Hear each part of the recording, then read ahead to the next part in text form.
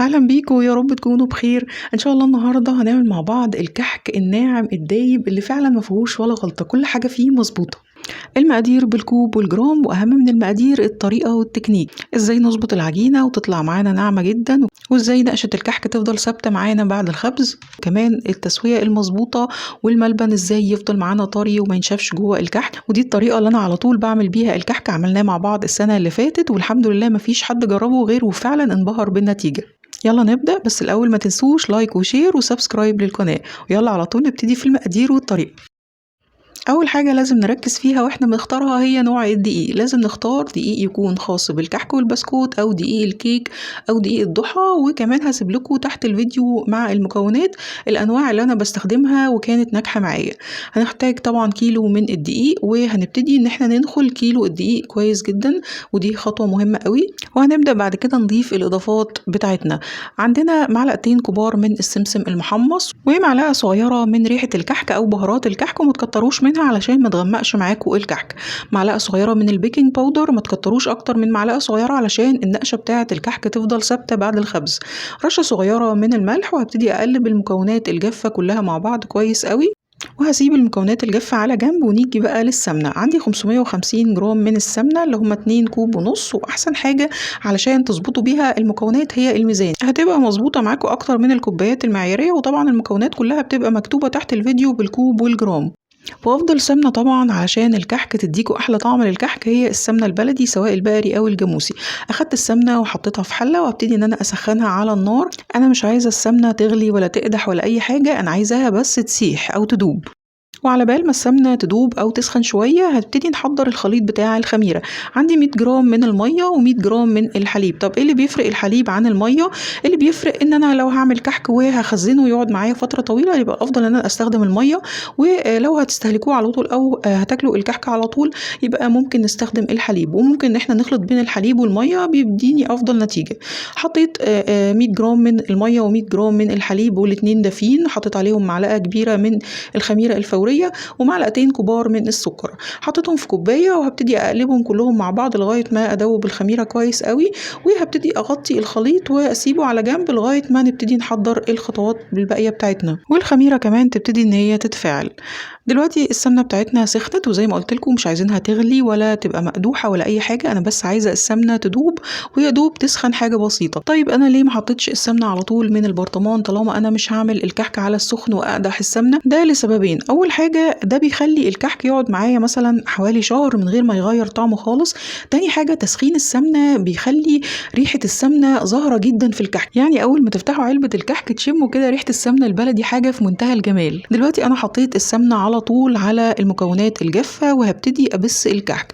لو انا بشتغل بالعجان هركب سلاح الكف زي ما انتم شايفين، وهبتدي اقلب على السرعه الهاديه خالص لغايه ما كل المكونات او كل الدقيق يتشرب كل الماده الدهنيه او السمنه، وما يبقاش عندي خالص اي دقيق ناشف في قاع البوله. يعني الخطوه دي بتغنينا عن البس بتاع العجينه لو انا هستخدم العجان. لو طبعا هنستخدم ايدينا او هنعجن على ايدينا، يبقى هنعمل طريقه البس اللي احنا متعودين عليها، هوريها لكم بعد شويه. شايفين بعد ما الدقيق اتشرب كل السمنه ببتدي اتاكد من قاع البوله ان مفيش اي دقيق ناشف خالص، وكل الدقيق اتشرب كل السمنه، وبقت العجينه بالشكل ده. ولو هنبس على ايدينا هنعمل نفس الطريقه دي بالظبط.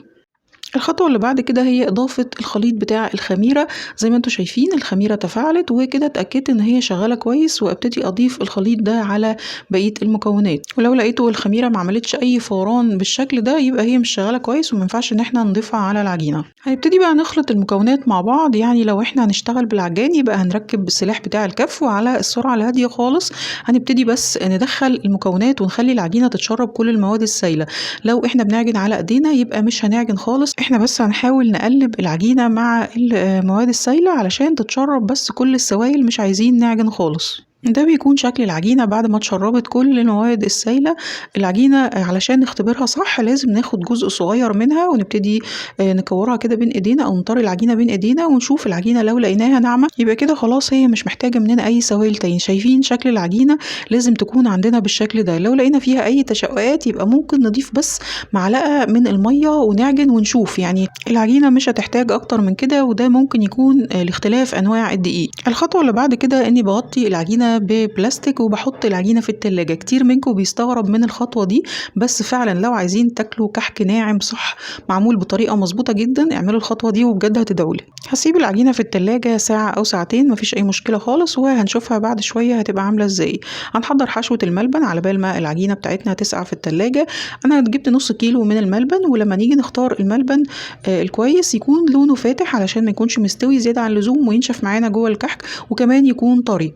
ضفت على الملبن معلقة كبيرة من السمسم المحمص ومعلقة كبيرة من السمنة. هبتدي أعجن الملبن كويس قوي مع السمنة علشان يبقى ما بيلزقش في ايديا ويبقى سهل عليا ان انا اشكله. ببتدي اقطع الملبن واشكله لكرات صغيره زي ما انتم شايفين، وبحطه في صينيه تكون مدهونه دهنه خفيفه من السمنه علشان ما يلزقش في الصينيه. وزن الكوره كان حوالي 5 جرام علشان هنعمل الكحكايه وزنها حوالي 20 جرام. ولازم نحط الملبن في التلاجة ويفضل ساقع قبل ما نحشي بيه الكحك علشان ما يخرجش من الكحك اثناء التسويه. طلعت العجينة من التلاجة بعد حوالي ساعتين. ده بيكون شكلها شكل العجينة لما تمسكوها بايديكوا بتكون مفرولة خالص بالشكل ده، وده طبعا علشان فيها مادة دهنية او سمنة كمية كبيرة، فطبعا لما بتسقع في التلاجة بتدينا الشكل ده.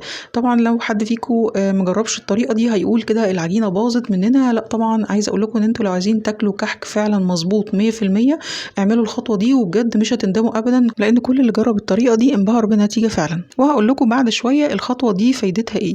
ببتدي اطري العجينه بايديا، لو انا بشتغل او بعجن على ايديا ببتدي اطري العجينه بايديا بالطريقه اللي انتوا شفتوها دي، يعني مش بنعجن لكن بس بنطري العجينه.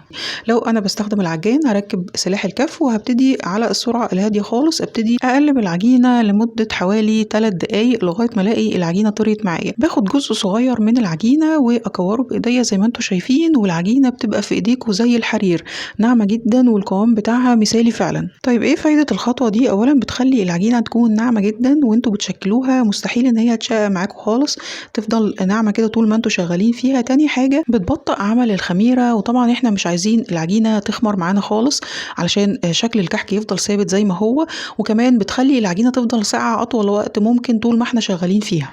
شايفين ملمس العجينة بعد خطوة التبريد تحفة بجد. ببتدي أقسم العجينة لكرات، وزن الكورة حوالي 20 جرام أو 22 جرام، وبقسم بس على قد حجم الصينية اللي أنا هعملها، يعني مش بقطع العجينة وكورها كلها، لا بعمل بس على قد الصينية اللي أنا هخبزها على طول. ببتدي أخد كورة وببتدي أكورها تاني علشان برضو تبقى ناعمة، وببتدي أعمل فيها تجويف زي ما شفتوا، وبحشيها بالملبن وبقفل عليها وببتدي إن أنا أكورها بالطريقة دي. كمان لما بنكور العجينة تاني مرة زي ما انتوا شايفين بيخليها العجينة ما تشققش، ولما احط فيها الملبن ما يخرجش منها اثناء التسويه. وما تحاولوش انكم تبالغوا في كميه الملبن جوه الكحك علشان ما يخرجش من الكحكايه اثناء التسويه.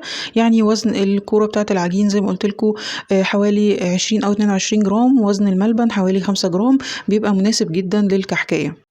وزي ما قلت لكم انا بعمل الكرات بس على قد الصينيه اللي انا هخبزها، وبقيه العجينه لو الجو حر بحط العجينه تاني في التلاجة، لكن لو واحنا شغالين العجينه لسه ما زالت ساقعه خلاص بنسيبها بره التلاجة. لكن ناخد بالنا لو لاحظنا ان العجينه ابتدت تسخن لازم نحطها في التلاجة تاني علشان مش عايزين العجينه تخمر نهائيا. لو انتوا هتشتغلوا بالمنقاش يبقى اي كحكه تحشوها على طول تعملوها بالمنقاش وتحطوها في الصينيه، لكن لو هنشتغل بالبصامه هنحط الكحك بتاعنا المحشي كله في الصينيه وبعد كده بنعمله بالبصامه لان الشغل بيها بيكون اسرع. زي ما انتم شايفين الصينيه طبعا مش مدهونه اي ماده دهنيه خالص. نيجي بقى للتسويه المظبوطه بتاعه الكحك المحشي ملبن بيحتاج حراره اعلى شويه من المتوسطه، يعني على درجه حراره 190. بنكون مسخنين الفرن كويس قوي قبل ما نحط الكحك، بنحطه على الرف الاعلى من الاوسط، بنكون مشغلين الفرن من تحت بس، ولو في مروحه في الفرن تقدروا تشغلوا المروحه، وطبعا الحراره العاليه عشان الملبن ما يلحقش ان هو يفور ويغلي ويبتدي يخرج من الكحك اثناء التسويه.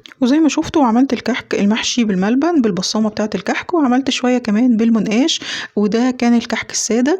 طيب تسويه الكحك الساده بتبقى على حراره 180، بنحطه برضو على الرف الاعلى من الاوسط، والفرن بيكون شغال من تحت بس، ولو في مروحه نقدر نشغل المروحه. بيقعد في الفرن لغايه ما بياخد لون ذهبي من تحت اغمق شويه ولون فاتح شويه من فوق زي ما انتم شايفين كده بالشكل ده. النقشه بتاعه الكحك ثابته زي ما هي، وده طبعا علشان احنا بندخل الكحك على طول بعد التشكيل على الفرن، ما تسيبوش يخمر خالص. وبصراحة انا بيعجبني شكل الكحك المعمول بالمنقاش، وما تتريقوش بقى على المنقاش بتاعي لان هو قديم جدا وانا محتفظة بيه، لان بصراحة بحب النقش بتاعه قوي. ولو عايزين اشكال بالمنقاش اكتر هتلاقوها في الفيديو بتاع السنة اللي فاتت، هسيب لكم اللينك بتاعه تحت الفيديو في صندوق الوصف. وكحك الملبن ما بيقعدش كتير في الفرن علشان الملبن ما ينشفش جوه الكحك، يعني اول ما بتلاقوه اخد لون ذهبي حلو من تحت ومن فوق خلاص بنطلعه على طول. وناخد بالنا من كل الملاحظات اللي قلنا عليها، وما نحاولش ان احنا نزود كمية السوائل زيادة عن اللزوم. بمجرد بس العجينة تلاقوها ما فيهاش تشوقات خلاص بتبقى كده مظبوطة، علشان ما يقلبش معاكم بقرص او قراقيش. شايفين قد ايه الكحك هش ودايب وناعم، وبجد انا متأكدة ان انتوا لو جربتوا الطريقة دي ان شاء الله مش هتغيروها ابدا. كل سنة وانتوا طيبين يا حلوين، واشوفكم على خير في فيديو جديد ان شاء الله، وبحبكم جدا. باي باي.